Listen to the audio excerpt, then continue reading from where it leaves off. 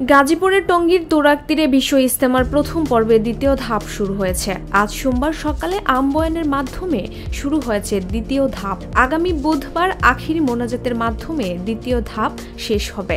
এরপর ৮ দিন বিরতি দিয়ে ১৪ ফেব্রুয়ারি শুরু হবে ৫৮তম বিশ্ব ইজতেমার দ্বিতীয় পর্ব। মাওলানা সাদ আহমদ কান্ধলভির অনুসারীদের ওই পর্বের আখির মোনাজাত হবে ১৬ ফেব্রুয়ারি রবিবার।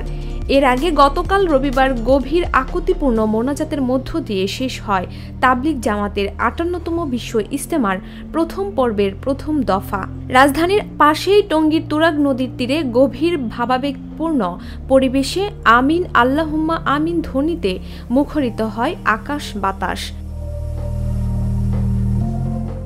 শুরায়ে নেজামের অনুসারীদের আখির মোনাজাত বা সমাপনী দোয়ার মহান রাব্বুল আলামিনের কাছে সমগ্র বিশ্বের মুসলিম উম্মাহর ঐক্য, মুক্তি, শান্তি, সমৃদ্ধি, নিরাপত্তা, ইহকালীন ও পরকালীন কল্যাণ কামনা করা হয়। রাজধানী ঢাকাসহ সারা দেশের কয়েক লক্ষাধিক মুসল্লি ছাড়াও আখির মোনাজাতে অংশ নিয়েছেন বিশ্বের অর্ধশতাধিক রাষ্ট্রের ৩ সহস্রাধিক ধর্মপ্রাণ মুসলমান। ইজতেমা ময়দানে বিদেশি নিবাসের পূর্ব পাশে মঞ্চ থেকে আখির মোনাজাত পরিচালনা করেন মাওলানা হাফেজ মোহাম্মদ জুবায়ের আহমেদ। ২৪ মিনিটের মোনাজাতে মাওলানা জুবায়ের প্রথম ১২ মিনিট মূলত পবিত্র কোরআনে বর্ণিত দোয়ার আয়াতগুলো পাঠ করেন।